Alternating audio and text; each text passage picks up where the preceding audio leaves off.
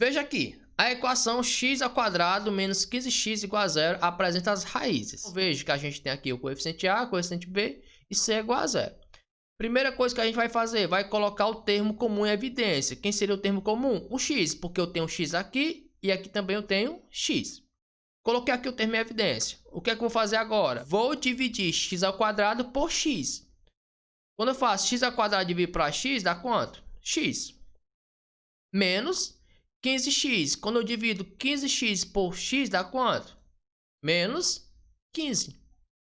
Isso vai ser igual a zero. Então, veja. X² dividido para x, dá x. 15x dividido para x vai dar 15. O porquê a gente já viu no slide anterior. Temos então o quê?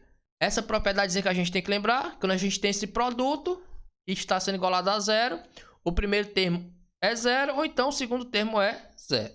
Então, vamos lá. Nesse caso, esse x aqui seria igual a zero. Ou essa expressão aqui, x menos 15, seria igual a zero. O que vai fazer agora? Esse 15 vai passar para o outro lado da igualdade. Se ele está negativo, vai passar positivo. Então, x foi igual a 15. Então, a gente tem como raízes reais x é igual a zero ou x é igual a 15.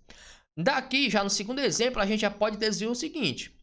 Quando a gente tem uma expressão desse tipo, né, em que o coeficiente C é igual a zero e a gente tem o coeficiente A e B, a primeira raiz sempre vai ser zero e a gente vai ter o trabalho de encontrar o quê? Sempre a segunda raiz, que essa segunda raiz ela pode ou não ser diferente de zero. Mas geralmente ela é diferente de zero.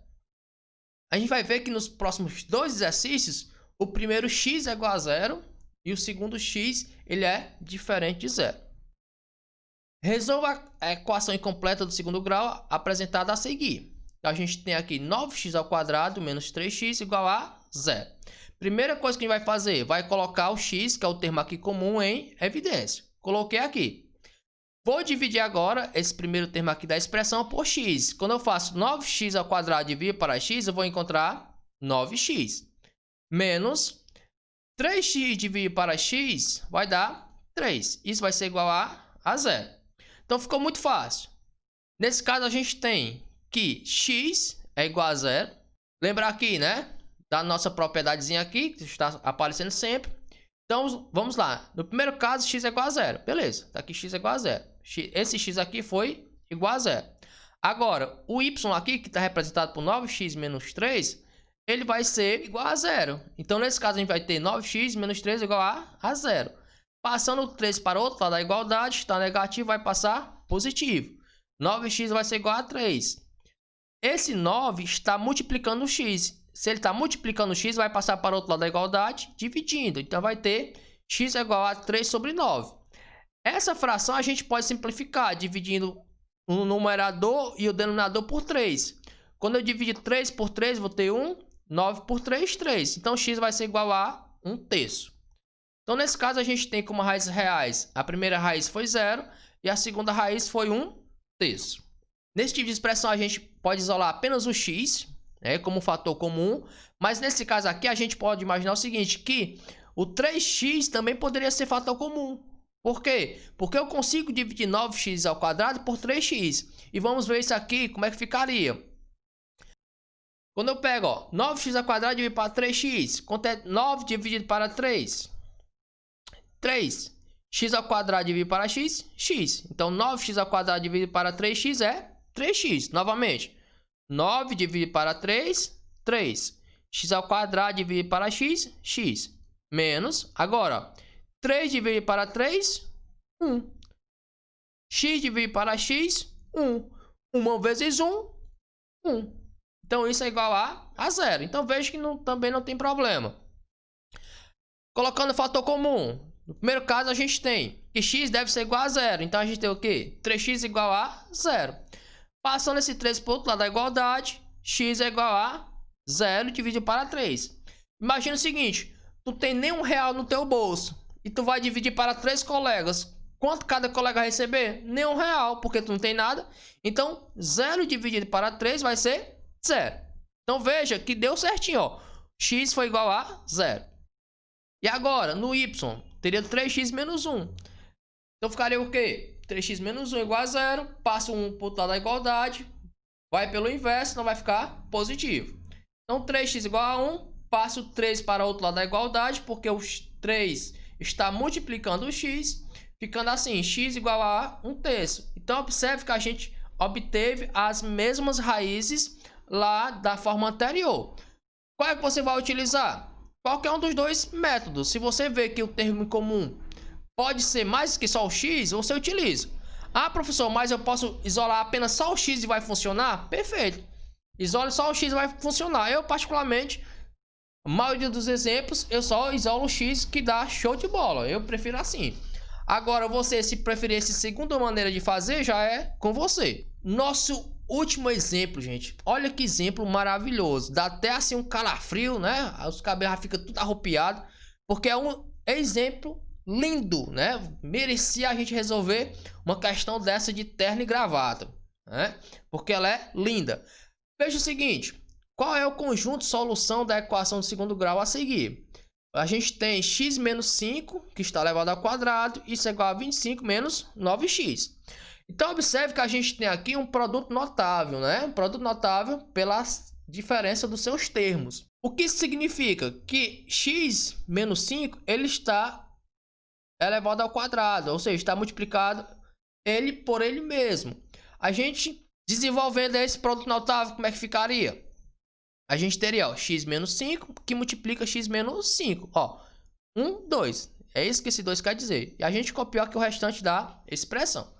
Então, como é que a gente faz para resolver essa coisa linda e maravilhosa? Primeiro, a gente vai multiplicar aqui, ó, o primeiro termo desse parêntese pelo primeiro termo aqui do segundo parêntese. Então, x vezes x, lembrando a propriedade da potência na multiplicação. A gente mantém a base e adiciona os expoentes. Então, a base foi x, aqui o expoente era 1 e o expoente aqui era 1. 1 mais 1, 2. Na sequência, a gente vai pegar esse primeiro termo ainda, desse primeiro parêntese, e multiplicar pelo segundo termo do segundo parêntese. Vai ficar o quê? X menos 5. Quando a gente faz x menos 5, vai dar menos 5. Fechei, ó. Multipliquei aqui pelo primeiro, deu x ao quadrado. Multipliquei pelo segundo, deu menos 5x. O que é que está faltando agora? Utilizar esse segundo número aqui desse primeiro parêntese. Então, vai multiplicar esse menos 5 vezes o x. Menos 5 vezes x vai dar menos 5x.